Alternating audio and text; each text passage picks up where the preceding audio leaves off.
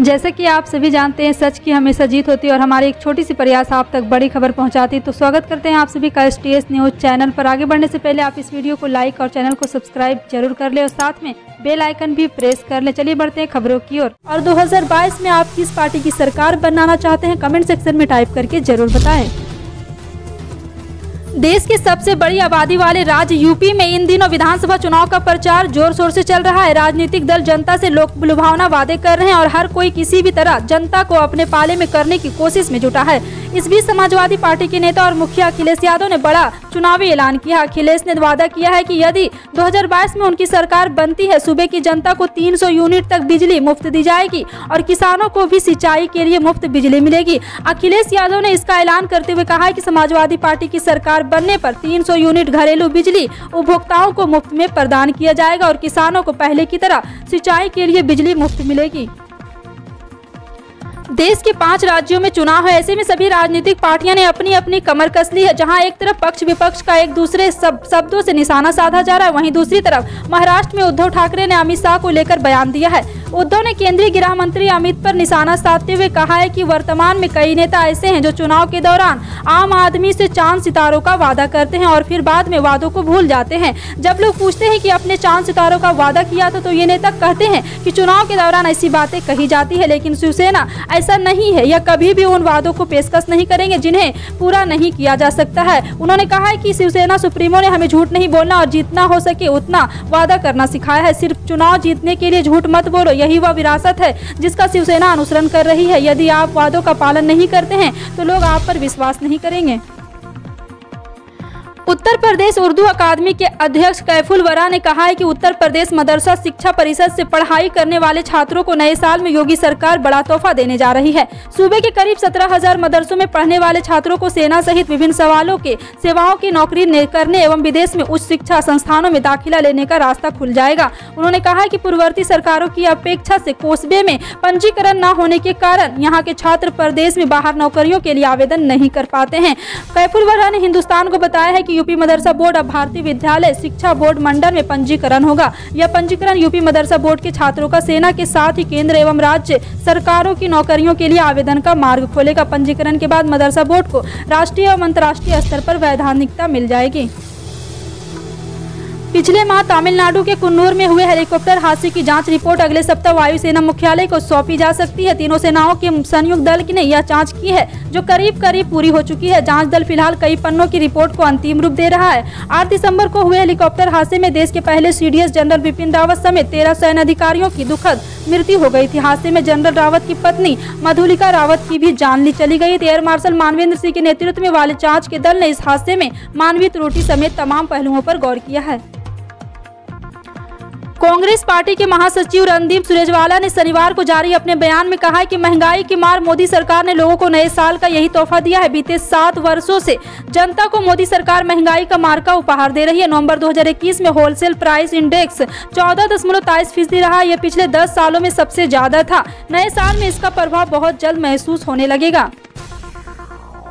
प्रधानमंत्री नरेंद्र मोदी ने शनिवार को 10 करोड़ किसानों के बैंक खातों में पैसे ट्रांसफर किए हैं। किसानों को PM किसान योजना के तहत 20,900 करोड़ रुपए की 10वीं किस्त जारी की है। इस दौरान PM ने कहा है कि देश पूरी सावधानी और सतर्कता के साथ कोरोना के खिलाफ लड़ाई लड़ेगा। भारत को नए साल में अपने विकास की गति में तेजी लाने की जरूरत है और वो कोरोना महामारी से पैदा हुई चुनौतियों को विकास के आड़े हाथ नहीं आने देगा।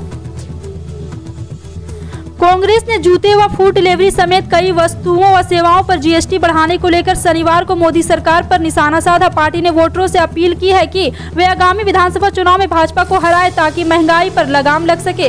दिल्ली में प्रेस कॉन्फ्रेंस को संबोधित करते हुए पार्टी प्रवक्ता रणदीप सुरजेवाला ने कहा है कि केंद्र सरकार ने हिमाचल व कुछ अन्य राज्य में उपचुनाव में हार के बाद पेट्रोल और डीजल पर एक्साइज ड्यूटी घटाई थी। उन्होंने वोटरों से कहा है कि वे कम दर वाली GST प्रणाली लाने के लिए अपने मताधिकार का बुद्धिमानी से इस्तेमाल करें।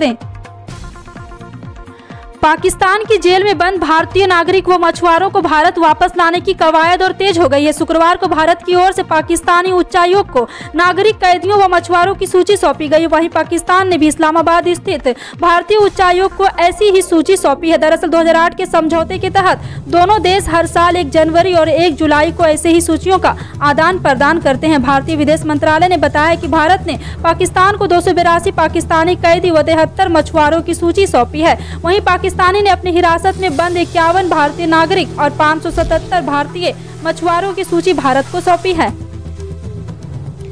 पश्चिम बंगाल में वाम मोर्चे को सत्ता से बेदखल करने के लिए आज ही के दिन 1998 में ममता बनर्जी ने तृणमूल कांग्रेस का गठन किया था।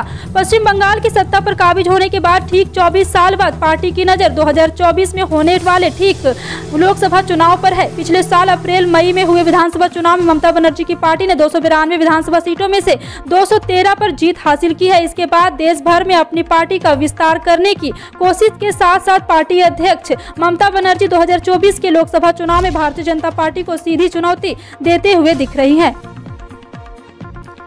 जम्मू कश्मीर स्थित माता वैष्णो देवी भवन में शनिवार रात करीब 2:30 बजे भगदड़ मच गई। लोग एक दूसरे को रौंदते हुए दौड़ने लगे। इस हादसे में 12 लोगों की मौत हो गई, 20 से ज्यादा लोग घायल हुए। मृतकों में हरियाणा, उत्तर प्रदेश, दिल्ली, जम्मू कश्मीर के 8 लोगों की पहचान हो गई। हादसे के कारण की जांच के लिए केंद्र और राज्य सरकार ने आदेश दिए हैं। इस बीच हादसे के सबसे नजदीक को देखने वाले हिमांशु अग्रवाल ने बताया कि वह हरियाणा में पानीपत की खाइल बाजार का रहने वाला है। वह अपने दोस्त राघव, हिमांशु शर्मा, जतिन और भारत के साथ 2 दिन पहले वैष्णो देवी दर्शन के लिए गए थे। वहाँ दर्शन करके लौट रहे थे। रात करीब 2:30 से 2:45 बजे का समय होगा। दर्शन करने जाने वाले और दर्शन करके वापस आने वाले सभी लोगों की भीड़ चेक पोस्ट 3 के नजदीक जमा हो गई। अब यहाँ से ना ही जाने ना ही आने का रास्ता और ना ही जाने का रास्ता बचा था।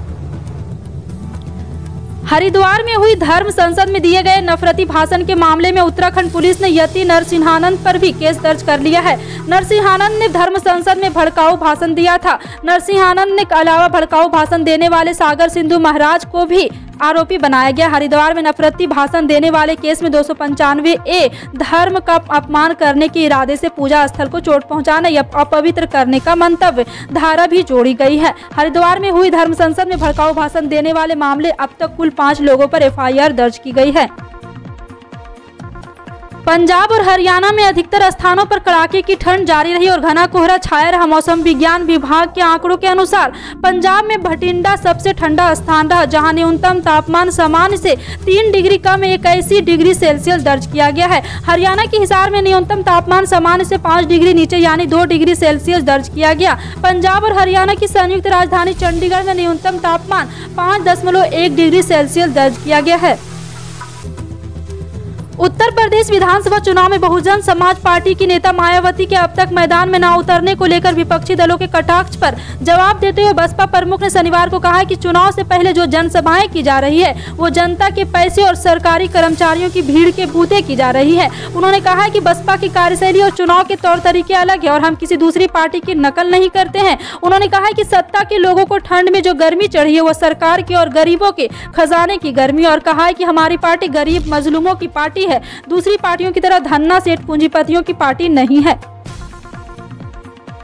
झारखंड के शिक्षा मंत्री जगन्नाथ महतो इस साल झारखंड एकेडमिक काउंसिलिंग द्वारा ली जाने वाली इंटरमीडिएट की परीक्षा में शामिल होंगे। उन्होंने पिछले साल भी इस परीक्षा का फॉर्म भरा था, लेकिन गंभीर कोविड संक्रमण की वजह से वो परीक्षा में शामिल नहीं हो पाए थे। 54 वर्षीय जगन्नाथ महतो डुमरी विधानसभा क्षेत्र से झारखंड मुक्ति मोर्चा के विधायक हैं। बताते कि जगन्नाथ महतो मैट्रिक पास है। उनका कहना है कि इस बात से कोई फर्क नहीं पड़ता कि उनकी उम्र क्या है, पढ़ाई की कोई उम्र नहीं होती। उनके पास आलोचकों को जवाब देने और शान के साथ पढ़ाई करने का संकल्प है। कर्नाटक में साल 2023 में होने वाले विधानसभा चुनाव से पहले बीजेपी को झटका लगा है। कांग्रेस को स्थानीय निकाय चुनाव में बड़ी जीत मिली है। 20 जिलों के 58 शहरी स्थानीय निकायों के लिए चुनाव हुए थे। राज्य निर्वाचन आयोग ने बताया कि इन चुनाव कुल 1184 वार्डों के लिए चुनाव हुए, जिनमें से कांग्रेस ने 501 में जीत दर्ज की, जबकि भाजपा को 433 सीटें मिली है। जद के खाते में सिर्फ 45 सीटें आई है। आयोग के अनुसार बाकी 205 सीट पर निर्दलीय और छोटी पार्टियों को जीत मिली है। इस चुनाव को प्रदेश के मुख्यमंत्री बसवराज बोम्मई के लिए एक झटके के तौर पर देखा जा रहा है। फिलहाल आपकी इन सभी खबरों पर क्या राय है, कमेंट सेक्शन में टाइप करके जरूर बताइएगा। पल पल की अपडेट